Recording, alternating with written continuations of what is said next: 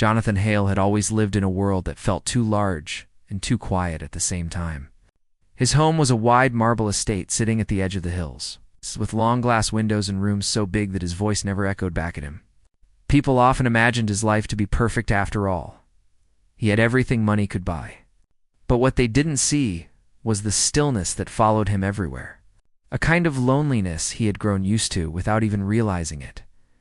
Every morning, Jonathan woke to the soft hum of the automatic blinds and the warmth of the early sun spilling through his bedroom.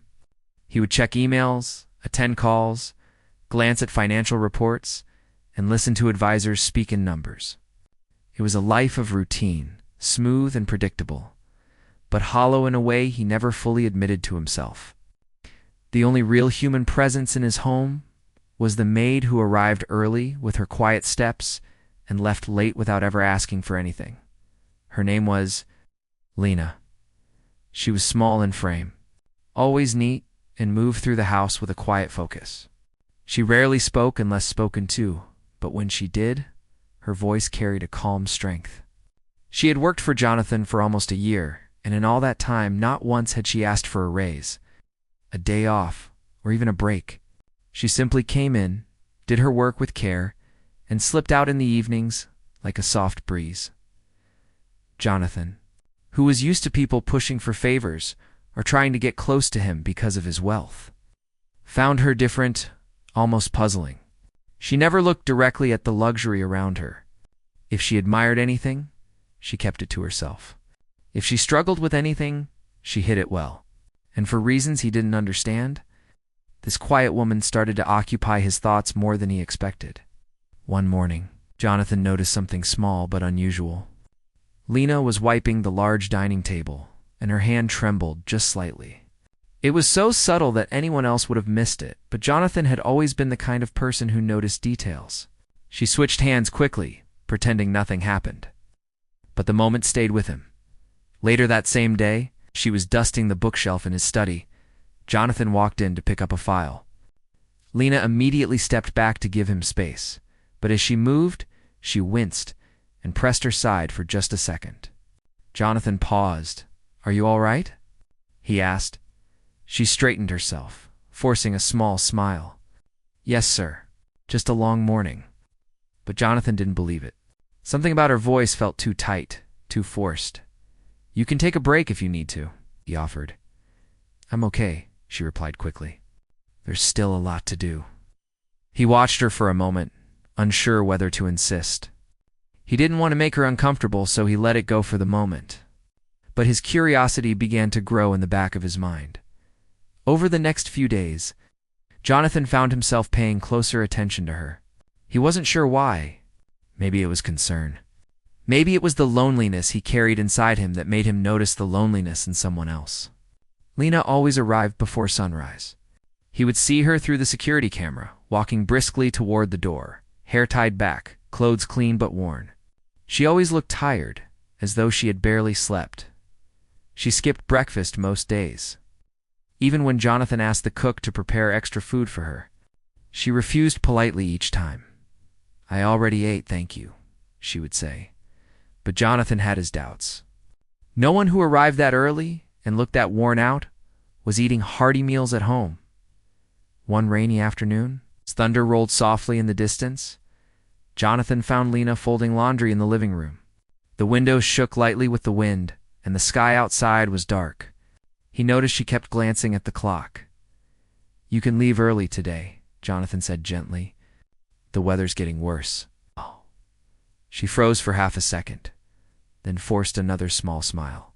"I'll be fine, sir." "It's not safe to walk in this weather," he insisted. "Let me arrange a car for you." Her reaction surprised him. She looked almost frightened. "Not nervous frightened?" "No," she blurted out, then quickly lowered her voice. "I mean, thank you, but I can't. It's not necessary." Jonathan stared at her, trying to understand. Why would someone refuse a free, safe ride during a storm? It didn't make sense. "Are you sure?" he asked. "Yes," she said, her voice barely steady. "I have to go the usual way." The way she said it, the usual way, made something twist in his chest. It was as if she had rules she couldn't break, or someone she couldn't disappoint. "All right," he murmured, though his mind was far from accepting it. That evening, Jonathan stood by the window, watching Lena walk down the long driveway with her umbrella bending in the wind. She held it firmly, almost stubbornly, and hurried as if she needed to get somewhere urgently. He watched until she disappeared around the corner. Something felt wrong. For the rest of the night, Jonathan couldn't shake the unease from his thoughts. He kept replaying the image of her trembling hand, her tired eyes, the way she had nearly panicked at the idea of him driving her home. It was as if she was carrying a world of worries on her shoulders but refused to let anyone see what was truly going on. The following day, Jonathan tried to distract himself with work, but his attention drifted. His advisor talked about investments, future returns, markets rising and falling. Jonathan nodded, pretended to follow, but in his mind he was thinking about Lena wiping down counters with tired arms. At lunchtime, he noticed she quietly slipped away instead of eating. He followed her silently from a distance, curious but not wanting to make her uncomfortable. She went to the laundry room, sat on a small stool, and simply closed her eyes. Not sleeping, just resting, as if she didn't have the energy to stand. Jonathan felt something tighten in his chest. It wasn't pity. It was worry. He stepped back before she noticed him and returned to his office, but the image stayed with him all afternoon. The next day brought another surprise. As Lena was sweeping the hallway, the broom slipped from her hand. She tried to pick it up, but her body swayed slightly, and she had to lean against the wall for support. Jonathan rushed over instinctively. "Sit down," he said, guiding her gently to a nearby chair. "I'm okay," she whispered, embarrassed. "You almost fainted." Lena shook her head. "I'm just tired." "Tired isn't fainting." She lowered her eyes and didn't reply. Jonathan could tell she didn't want to talk. She didn't want to share whatever burden she was carrying, but he couldn't ignore it anymore. Later in the evening, after she left, Jonathan found himself thinking about her again. He tried to understand why he felt this much concern. She was an employee, yes, but she was also someone who worked harder than anyone he had ever met. Someone who deserved rest, safety, kindness. And yet she acted like she couldn't afford any of those things. That night, as he sat alone in his large, quiet living room, Jonathan felt the loneliness of his home press on him more than usual. He thought about his own childhood, how his mother had worked 2 jobs just to keep food on the table. He remembered waiting up for her, seeing how tired she was, and feeling helpless. Maybe that was why Lena's exhaustion bothered him so much. It reminded him of the woman who raised him. The woman he couldn't repay because she was no longer here. Jonathan rubbed his hands together and took a deep breath. Something inside him stirred a mixture of worry and a strange sense of responsibility. He didn't want to pry into Lena's life, but he couldn't ignore the feeling that she needed help. He thought back to the storm, to her fear at the idea of being driven home. Why had she panicked like that? What was she hiding? Or rather, what was she trying to protect? He sat there for a long time, thinking, listening to the faint hum of the refrigerator in the distance. Finally, he came to a quiet decision in his heart. He would find out what was going on, not to invade her privacy. And not out of curiosity, but because every instinct told him something was wrong. And he couldn't look away anymore. But he knew he had to be careful. Lena was private, guarded, proud. If she thought he was prying, she might leave the job. He didn't want that.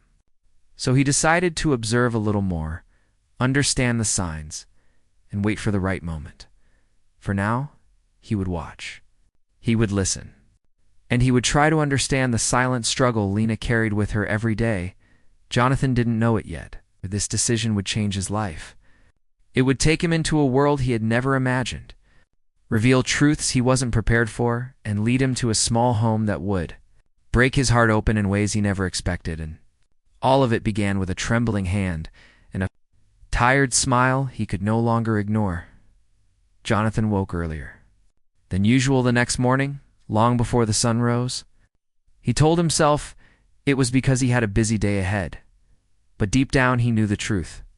His thoughts had not stopped circling around Lena since the moment she left the night before. Something about her tired eyes and quiet voice stayed with him in a way he couldn't ignore. He made himself coffee and sat near the kitchen window, watching the sky slowly lighten. The peaceful silence used to comfort him, but today it felt heavy.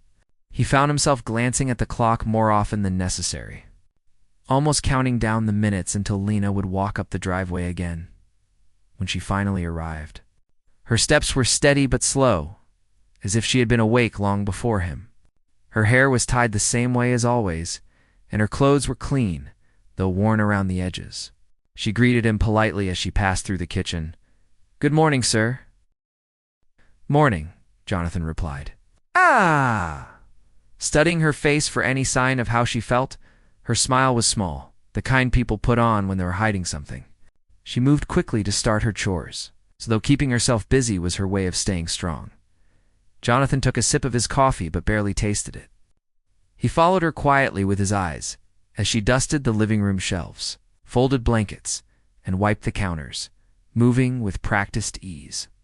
She didn't slow down, but he could see the exhaustion in the slight slump of her shoulders. "Lena," he said finally. She paused and looked over at him. "Yes, sir." "You look tired?" "I'm fine," she said quickly. Too quickly. Jonathan sighed softly. "You don't have to pretend." But she simply smiled again and returned to her chores. It frustrated him not because she ignored his concern, but because she felt she had to. What kind of life made a person this guarded? Throughout the morning, Jonathan watched discreetly. He didn't want to make her uncomfortable, but he also couldn't turn away. Each time she rubbed her temples, he noticed Each time she took a deep breath before lifting something heavy, he noticed. Each time she skipped the snack the cook set out for her, he noticed. And with every small sign, his concern grew. Around noon, Jonathan stepped into his study to finish some paperwork, but his mind kept wandering. He stared at the numbers on the page, but they felt meaningless compared to the worry gnawing at him. After a while, he heard soft footsteps outside the study door. He recognized them instantly. Lena moved lightly, like she was always trying not to disturb anyone. Jonathan got up and opened the door. Lena jumped slightly, startled. "Sorry, sir. I didn't mean to. It's fine," he said gently. "Are you heading out for lunch?" She shook her head. "I still have some work in the storage room. You can eat first." She hesitated. "I'm not very hungry today." It was the same excuse she always used. Jonathan folded his arms. "Lena, when was the last time you ate properly?" She looked down at the floor, her hands tightening around the stack of folded towels she held. "I eat, sir. That's not what I asked." She stayed silent. The hallway around them grew still. Jonathan softened his voice. "You don't have to tell me anything you're not ready to share, but I'm not blind. Something is going on." Her eyes flickered in panic. "Please don't ask me personal questions. I just want to do my work." The quiet desperation in her voice made his heart tighten. He nodded slowly, letting her go. "All right. I won't push." She relaxed a little, though she still looked uneasy, and walked away. Jonathan didn't know what hurt him more, the fact that she felt she had to hide her struggles, or the fact that she believed she couldn't trust anyone. The day continued quietly, but the worry in Jonathan's chest only grew heavier. Every time Lena bent down to clean something, she moved slower than usual. When she reached for something on a high shelf, she had to steady herself with her other hand. Once, when she thought no one was watching, she pressed a hand to her lower back and closed her eyes for a moment. Jonathan wanted to help, but he didn't want to scare her away. He decided to wait until the right moment came. Late in the afternoon, clouds began to gather again. The sky darkened, hinting at another storm approaching. Jonathan happened to be near the main door when he saw Lena glancing outside nervously. "You can leave early today," he said gently. She shook her head. "I have a little more to finish." "The storm will be here soon," Jonathan said. "Let me get the driver to take you home." It's just like the day before. She froze. But this time Jonathan saw it. Clearly, fear flashed across her face. Real fear. "I can't," she whispered. Jonathan stepped closer, but kept his voice calm. "Why not?" "It's safer." She clutched the bag she carried, her hands trembling. "Please, I can't go with anyone. I have to go the usual way." "Hey, there are safer ways." Jonathan insisted softly. You don't have to walk in the storm. She shook her head again and took a step back, as though she expected something bad to happen if she agreed. Jonathan raised his hand slightly, trying to show he wasn't forcing her. Lena, I'm only offering help. Her eyes softened for a brief moment, but the fear didn't fade. I know, sir, but I can't accept it. I really can't. He wanted to ask why. He wanted to understand. But he saw how close she was to shutting down completely, so he stopped questioning. All right, he said, stepping aside. Just be careful. She nodded gratefully and headed toward the exit. Jonathan watched her from the window as she walked down the driveway again, her figure small against the growing darkness. Her steps were brisk, like she needed to get somewhere fast. As she disappeared around the corner, the same uneasy feeling washed over him, the one that had followed him all week. But this time, it was stronger, heavier. Impossible to ignore. He turned away from the window and walked toward his study, his mind racing. Something wasn't right. People didn't react with fear over a ride home unless they had a reason. People didn't skip meals unless they had no choice. People didn't work themselves to exhaustion unless they were desperate. Jonathan sat down at his desk, but didn't pick up a pen or look at any papers. He just stared at the wall, lost in thought. He thought about his childhood again, how his mother worked herself thin just to keep him safe. How she hid her struggles because she didn't want him to worry. He remembered the nights she came home late, the dark circles under her eyes, the meals she pretended to have already eaten. Lena reminded him of her too much, and that scared him. Jonathan rubbed his temples as the rain began tapping against the window. He made a decision he had never imagined himself making. He would find out where Lena went after work, not to invade her privacy, not to control her, but because something in his heart told him she was carrying more than any one person should. And he couldn't sit in his large, comfortable home while she walked through storms to a life she seemed afraid for others to see. He waited until the rain grew heavier, thinking about what he was about to do. It felt strange, almost wrong. But the feeling that she needed help kept pushing him. When the storm reached its full strength, Jonathan grabbed his umbrella and keys and stepped outside. The wind was strong, and rain splashed against his face instantly. But he didn't care. He walked down the driveway, the same path Lena had taken earlier. Then he reached the road, paused, and looked both ways. Which direction had she gone?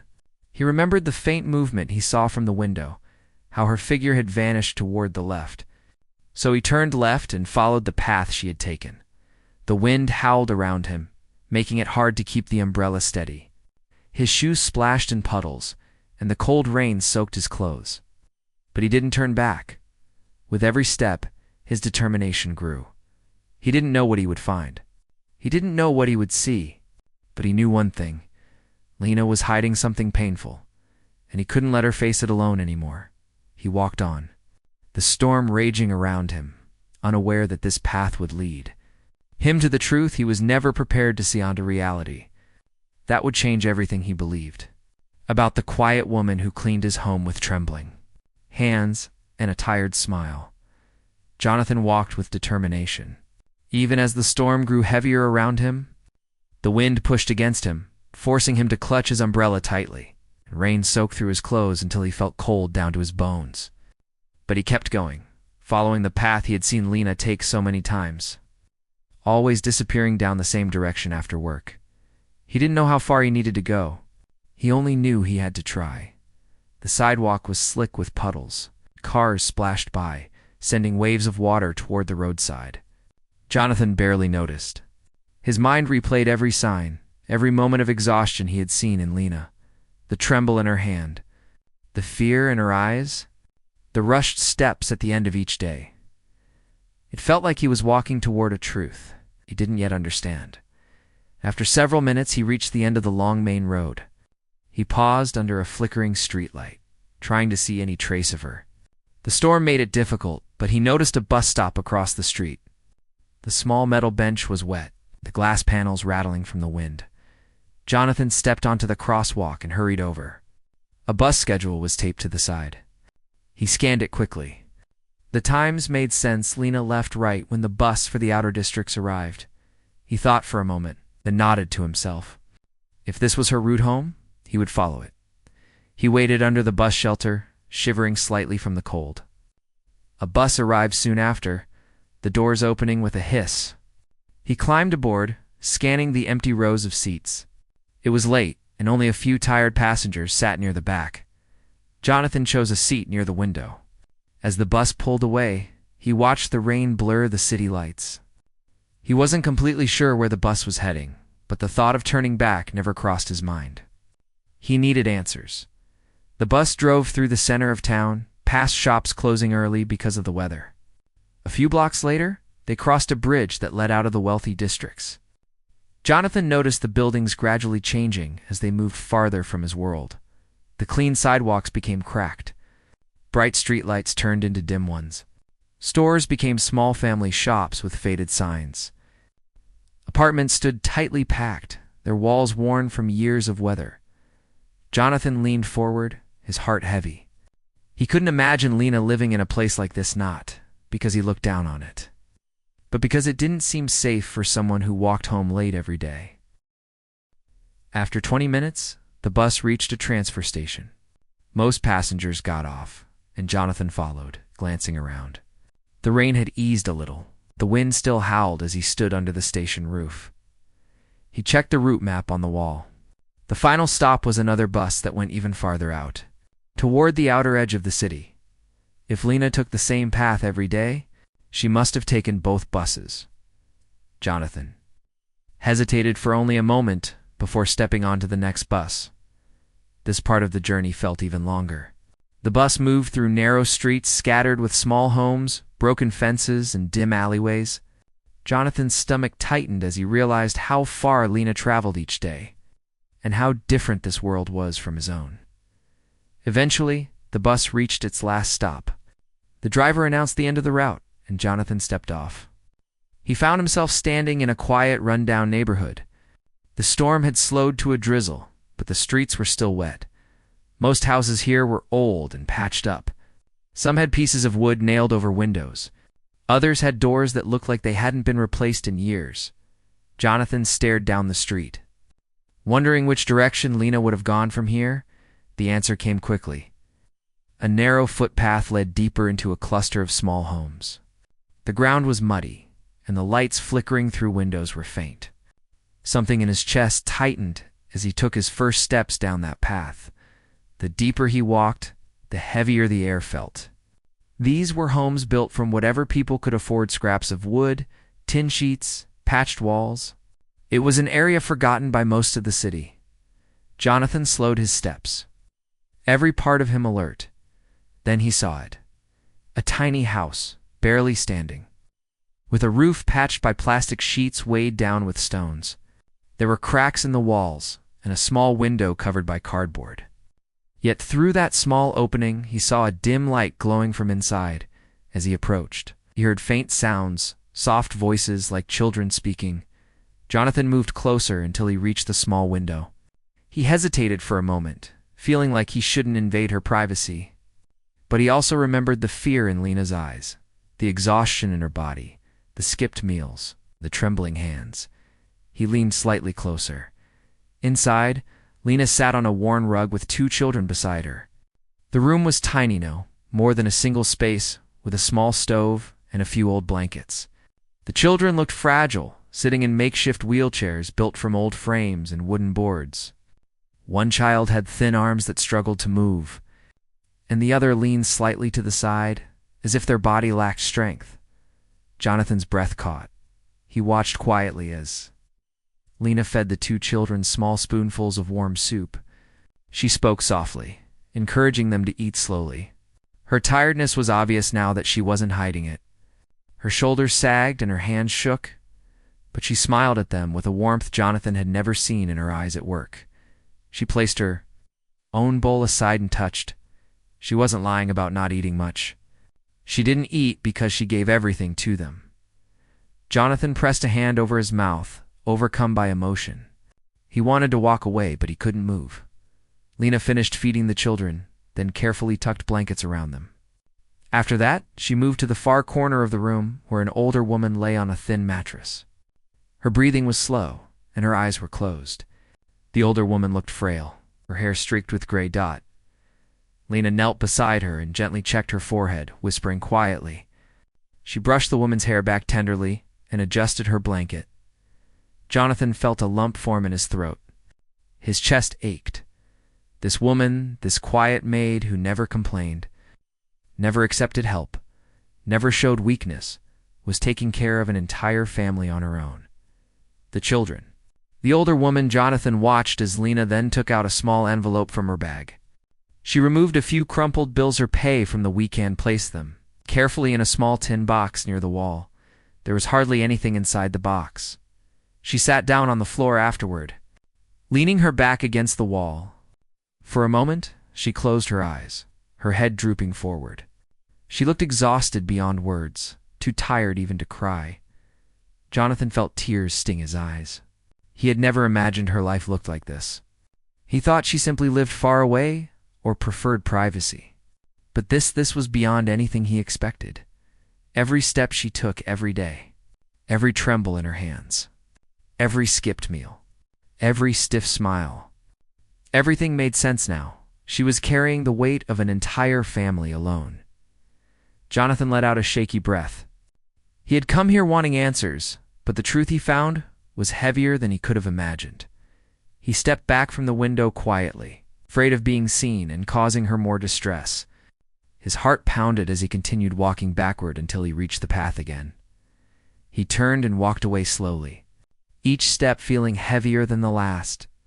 Jonathan didn't know exactly what he was feeling: sadness, guilt, shock, anger at the world for being so cruel. But above all, he felt something breaking inside him. Lena wasn't just tired. She wasn't just private. She wasn't hiding secrets for selfish reasons. She was doing everything she could to keep her family alive. Jonathan reached the bus stop again, just as the rain began to fall harder. He stood under the small shelter, water dripping from his clothes. He stared at the empty street, feeling overwhelmed. He had always believed he understood hardship. He had built his business from nothing. He had struggled, worked day and night. But his past struggles suddenly felt small compared to what Lena faced every day. He couldn't believe she had lived like this for so long, unnoticed by the world. Unnoticed even by him. When the bus finally arrived, Jonathan stepped inside. He sat near the back. Staring through the window as the storm washed over the city, he replayed the scene in his mind: the dim room, the fragile children, the older woman, and Lena moving through it all with love and tired strength. By the time he reached his own neighborhood again, a decision had taken root inside him. He wasn't going to tell anyone what he had seen, not yet. He wasn't going to confront Lena with questions she wasn't ready for, but he also wasn't going to let her carry this alone anymore. As Jonathan walked back into his large, quiet home, he paused at the entrance. The warmth of the house felt wrong, almost guilty. He whispered to himself, "She deserves better." And for the first time in a long time, Jonathan felt a purpose that went beyond business, beyond money. Beyond anything he had known lately, he knew that whatever came next, he would help Lena no matter what it took. The night of the fundraiser stayed in the millionaire's mind long after everyone else had gone home. He could still hear her shaky voice in his ears, could still see the way her hands trembled as she poured out truths she had never intended him to hear. He lay awake for hours, staring at the ceiling of his huge bedroom, feeling like the walls were pressing in on him. It was the first time in a long time that he truly felt the weight of his own comfort. He kept thinking about the way she had described her life so quietly, almost like she didn't want anyone to feel sorry for her. He remembered how she had said she worked extra jobs just to keep up with her mother's medication. He remembered how embarrassed she had looked when she realized he had heard everything. The memory of her tears stayed with him, not because she cried, but because she cried so softly, like she never gave herself permission to break down. The next morning, he tried to go about his day as usual, but something felt wrong. He sat in his office, staring at the computer screen, knowing he had so many important things to handle. Contracts, meetings, numbers, none of them made his heart move. Every time he tried to work, his mind drifted back to her small house, to the broken heater, to the dim light inside her living room. He wondered what she was doing now. Was she sitting on the bus on her way to the mansion?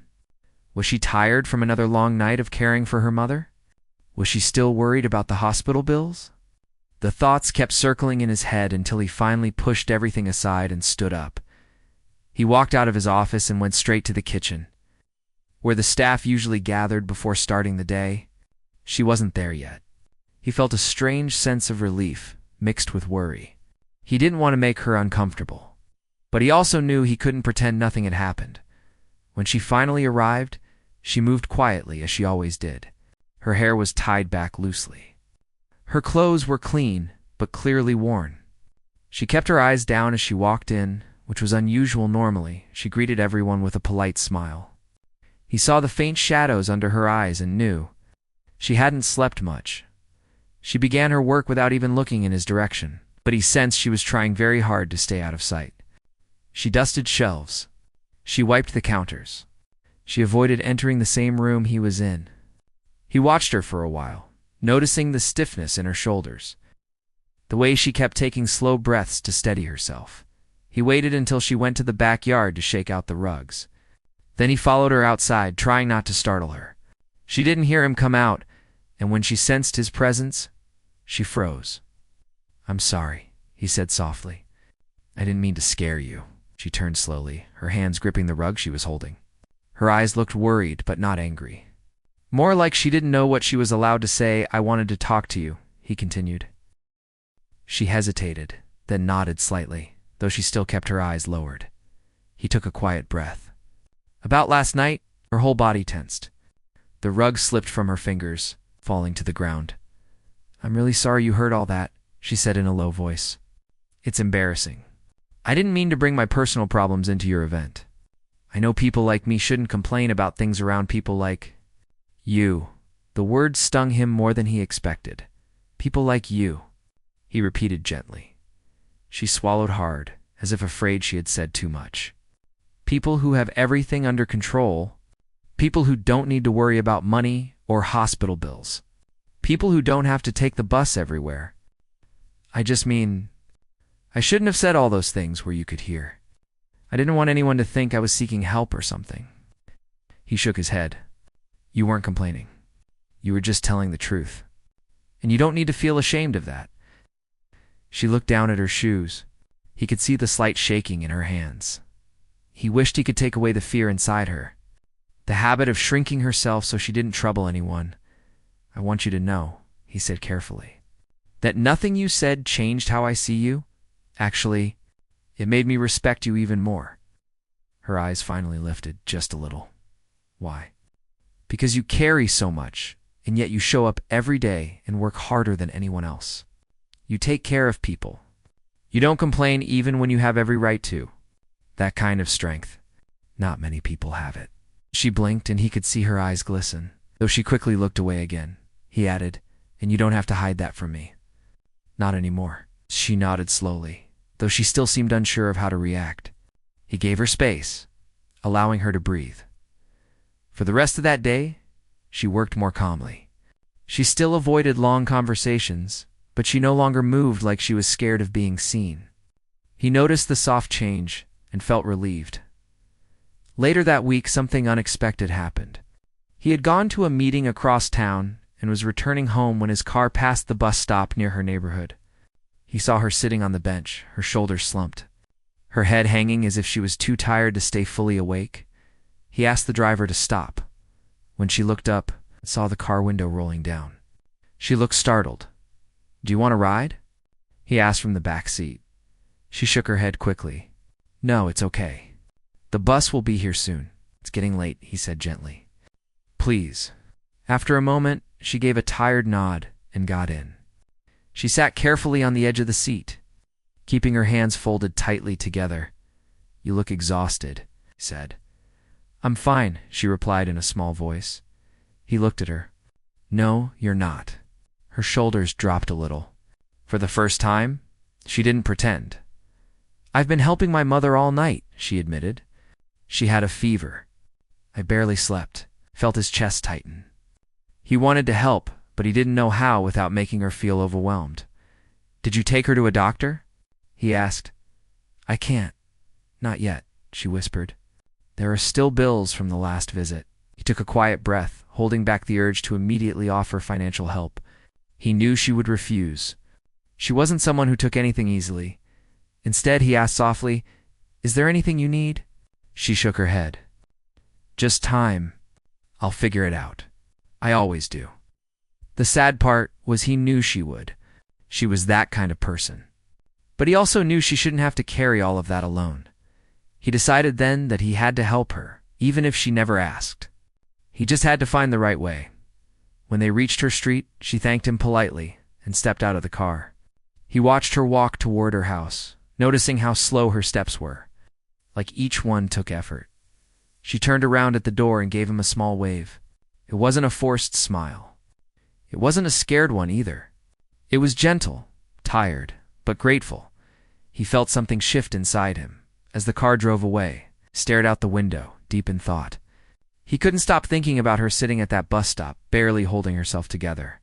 He couldn't stop thinking about her mother's illness, the broken heater, the quiet strength she carried. For the first time in a long time, he felt a purpose that had nothing to do with money or business. He wanted to do something meaningful, something that wouldn't make her feel small, something that would lift her up without taking away her dignity. He didn't know how yet, but he knew he had to try. The next day would bring the moment that changed everything between. Then the moment when he stopped just observing her struggles and finally stepped into her world in a way neither of them expected. The next morning arrived, with a quiet heaviness in the air, as if the world itself knew that something important was about to change. The millionaire woke earlier than usual, long before the staff arrived, long before the sun settled fully into the sky. He sat in the large living room, staring out the window at the empty driveway, thinking about everything he had witnessed in the last week. Her struggles, her silence, her strength, her tired smile. He kept hearing her voice from the night of the fundraiser, soft and full of pain she tried so hard to hide. He remembered the moment he had followed her home the first time, how shocked he had been by the truth of her life. And now the image of her at the bus stop, barely staying awake, wouldn't leave his mind.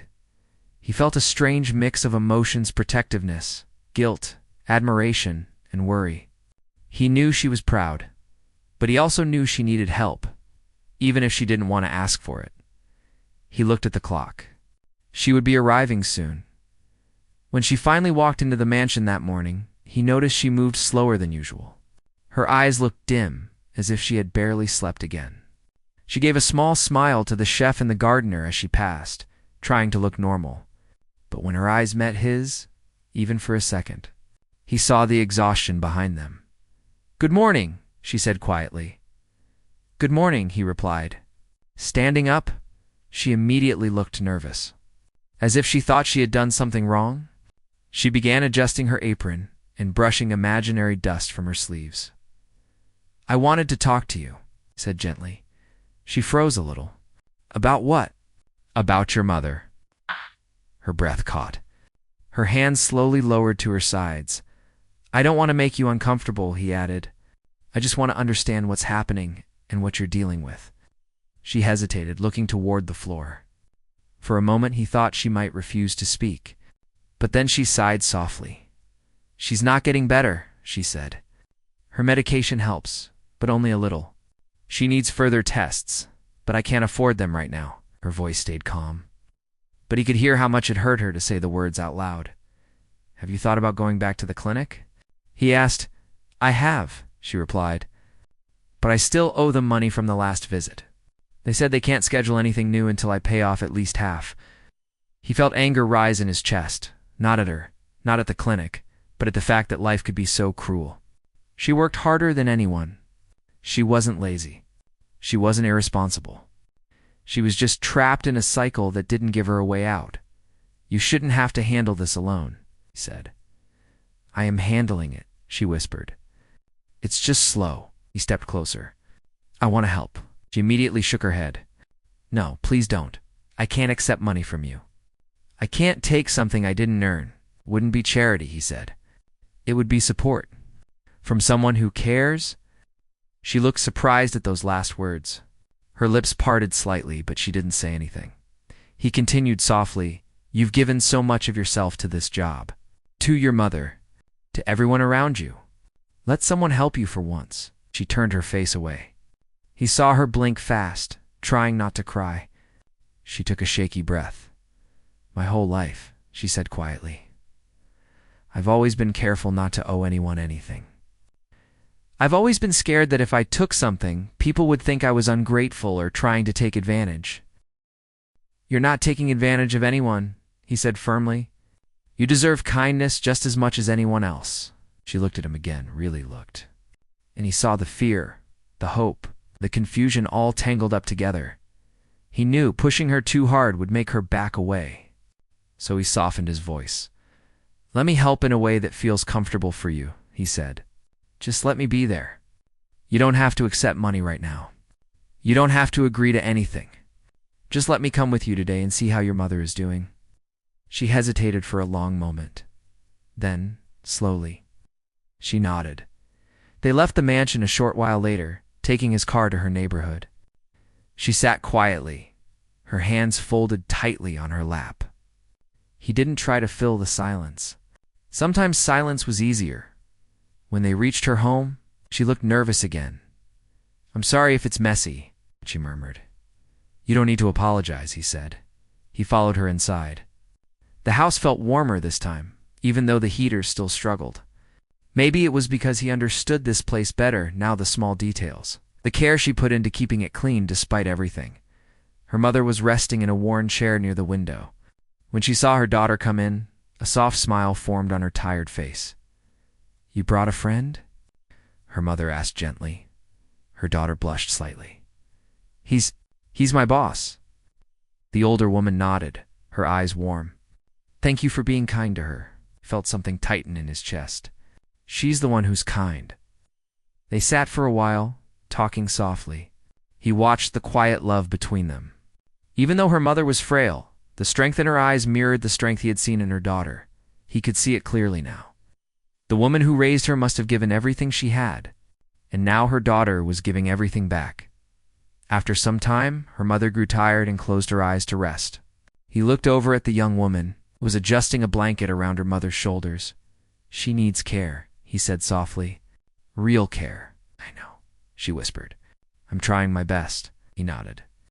"And I'm going to help you try." She took a slow, deep breath. "How?" He hesitated, choosing his words carefully. "I want to cover her medical expenses. All of them." Her eyes widened. "No, He raised a gentle hand, stopping her. "No conditions. No. No debts. No expectations. Just help. Because I can. And because you deserve more than a life full of worry." She stared at him, her eyes filling. "Why are you doing this?" He swallowed, his voice low. "Because you opened my eyes. Because you made me realize how much I've been blind to the world outside my own. Because you're the strongest person I've ever met. And because I care about you deeply." Her breath shook. She looked away, a tear slipping down her cheek. He stepped closer. "You don't have to say anything now. Just let me help your mother, please." Slowly, very slowly, she nodded. And then something happened that he would never forget. She stepped toward him, almost shyly, and leaned her forehead against his chest. He froze, surprised, but then gently brought a hand up to her back, letting her take comfort in the moment. She wasn't crying loudly. She wasn't breaking down. She was simply letting herself be held for the first time in years. He felt her breathe, small and shaky. Against him, it was the quietest moment of closeness he had ever experienced. After she calmed, they sat down and began discussing practical things: appointments, transportation, medication. He wrote everything down carefully, making sure she didn't feel overwhelmed. Over the next few weeks, her mother received proper treatment. The tests were completed. The medication was adjusted. A specialist got involved. The progress was slow, but steady. Her mother's health began improving. Little by little, during that time, something else changed. 2. The bond between the millionaire and the young woman grew deeper, but gently, naturally, without pressure. They talked more on their drives. They shared small stories about their lives. Sometimes they laughed. Sometimes they sat quietly, comfortable in each other's presence. He never rushed anything. He never pushed. He simply became someone she could rely on. One day, after visiting the clinic, they walked back to her home.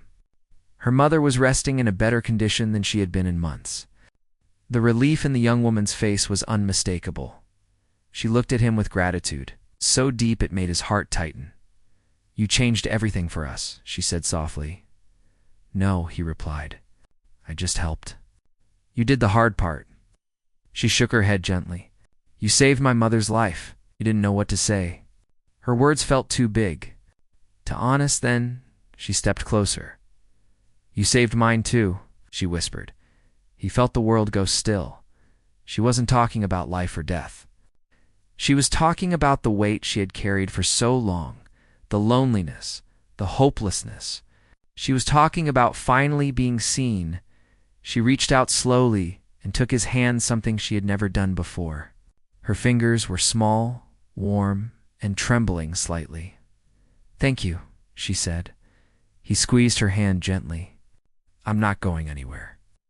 And for the first time, she smiled, not her usual polite smile, but a real, bright smile filled with relief and something warmer. Their journey wasn't perfect. Life still had challenges, but they walked forward together, supporting each other, caring for her mother, building something new and quiet and full of hope. He had followed her once out of curiosity, but what he found changed him forever. And she, who had always lived in the shadows of worry, finally found someone who refused to let her face the world alone, in the end. It wasn't just a story of a millionaire and his maid. It was a story of two people who found light in each other, at a time when darkness felt too heavy, and that light stayed with them for the rest of their lives.